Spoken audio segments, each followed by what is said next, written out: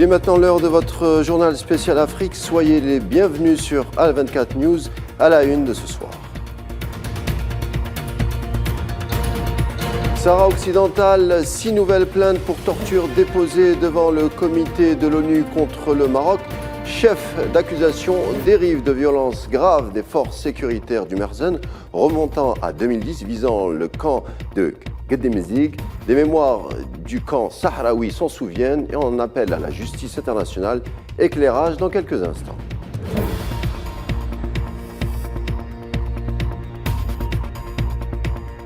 Autre actualité du jour, c'est la signature entre l'Algérie et la Chine du deuxième plan quinquennal de coopération stratégique globale 2022-2026 en présence du ministre des Affaires étrangères Ramtan Lamamra et son homologue chinois Wang Yi.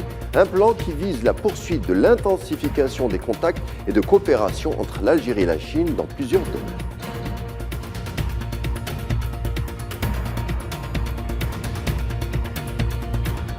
Regain de tension des deux côtés de la frontière congolo-rwandaise. Cette fois-ci, l'armée aérienne de la RDC décide de procéder à des frappes des positions du M23. Les deux pays voisins sont-ils pour autant proches d'une guerre ouverte? Élément de réponse en fin de journal.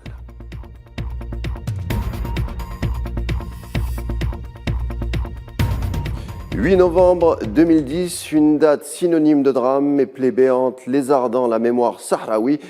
En ce jour, en effet, le camp de Gedemzig vivra une journée où le Marzen donnera libre cours à l'atrocité aveugle, démantèlement violent, arrestation abusive. 12 ans après, une coalition d'avocats et d'ONG souhaiterait instruire enfin le dossier devant le comité de l'ONU. En tout, ce sont 6 plaintes qui viennent d'être déposées au comité contre la torture des Nations Unies à Genève. Les détails avec Mohamed Amin Abarkan. 12 ans après le démantèlement du campement de Gedemzig, la quête de la justice pour les faits de torture sur les prisonniers sahraouis continue. Une coalition d'avocats et d'organisations non gouvernementales engagées dans sa lutte contre l'impunité et les crimes a déposé 6 nouvelles plaintes en novembre 2022 contre le Maroc devant le comité contre la torture des Nations Unies à Genève. Leur première condition reste la libération de tous les prisonniers condamnés sur la base d'aveux obtenus sous la torture. Condamné à plusieurs reprises par le comité contre la torture, le Maroc refuse systématiquement de se conformer aux décisions du comité. Malgré les menaces et les représailles à leur encontre et à l'encontre de leur famille, malgré les intimidations de leur soutien, associations et avocats surveillés à l'aide du logiciel Pegasus, les requérants confiants dans les institutions internationales continuent de saisir les Nations Unies de leur situation inhumaine.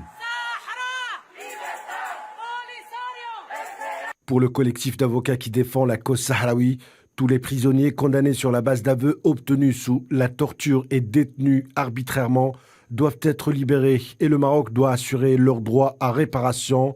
En octobre 2010, plus de 20 000 civils sahraouis, hommes, femmes, enfants, s'étaient réunis spontanément et pacifiquement à proximité de l'Aïoun, capitale des territoires occupés du Sahara occidental, pour dénoncer l'oppression sociale, économique et politique marocaine. Le campement dit de la liberté et de la dignité de Gedemzig s'établissait pour un mois. Le 8 novembre 2010, les forces de sécurité marocaines démantelaient le campement dans la violence et interpellaient des centaines de manifestants pacifiques. Et puis, selon Maître Ingrid Metton, avocate du groupe Gedemzig, invitée au 19h Info, les détenus politiques n'ont d'autre alternative que de purger leur peine dans des conditions inhumaines. Aujourd'hui, nous sommes dans une véritable impasse.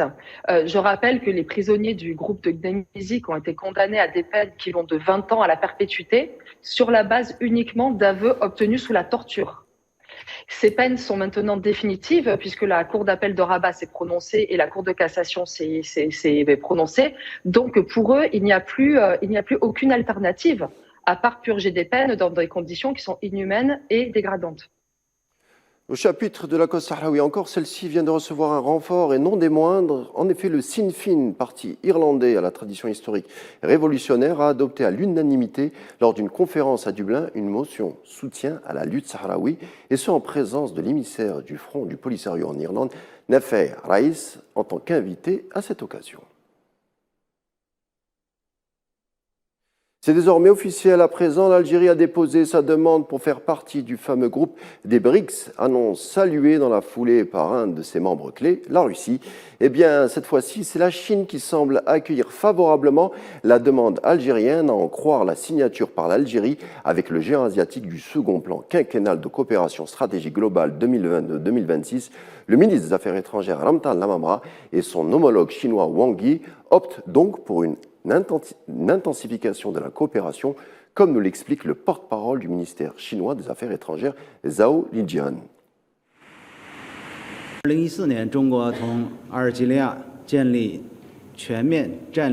La Chine et l'Algérie ont établi le partenariat stratégique global en 2014. La même année, les deux pays ont signé le premier plan quinquennal de coopération stratégique globale qui a effectivement tracé la voie des échanges bilatéraux et de la coopération dans divers domaines. Cette fois, les deux pays ont signé le deuxième plan quinquennal de coopération stratégique globale visant à exploiter davantage le potentiel de la coopération bilatérale et à promouvoir le nouveau développement du partenariat stratégique global sino-algérien.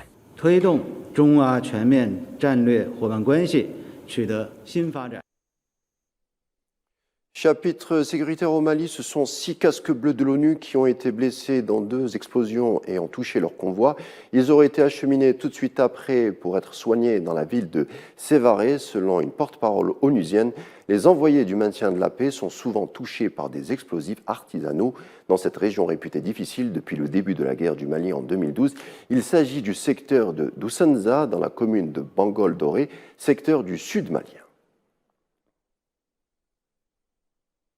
Et on reste encore quelques instants au Sahel, zone qui devrait faire un adieu officiel à l'opération Barkhane, et ce, en un peu moins de 3 mois après le retrait des soldats français au Mali. C'est demain que le président français Emmanuel Macron marquera lors d'un discours la fin de l'opération sécuritaire sahélienne. Signalons que le dispositif français reste tout de même présent dans la région avec 3000 militaires déployés au Niger, au Tchad et au Burkina Faso.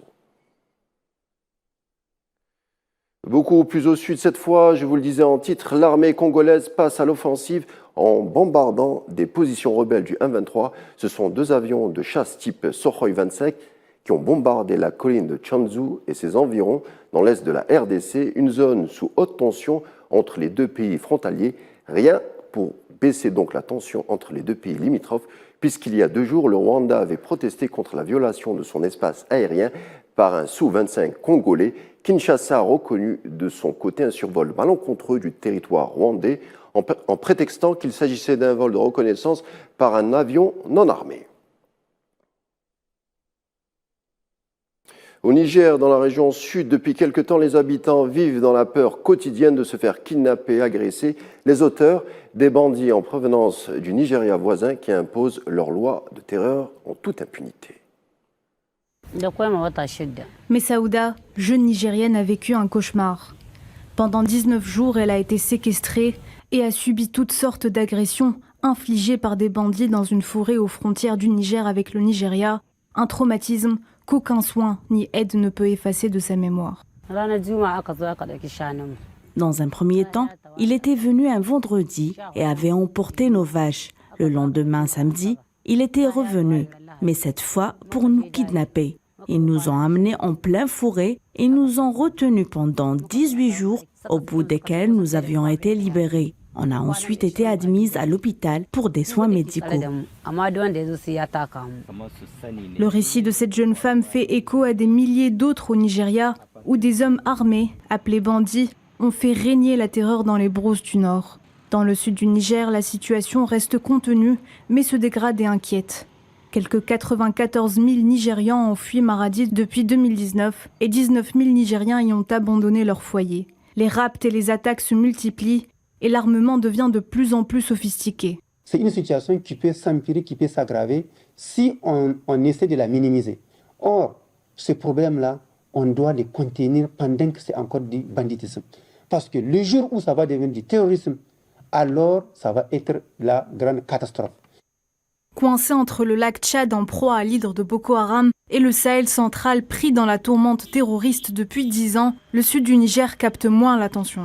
Des soldats ont été déployés le long de la frontière pour essayer de contrer les bandits. Néanmoins, la démographie galopante et la double crise alimentaire et climatique n'arrangent pas les choses pour la région. Voilà, c'était tout pour notre rendez-vous de ce soir. Merci de l'avoir suivi. Je vous laisse avec la suite des programmes sur Al24 News en vous souhaitant une agréable soirée.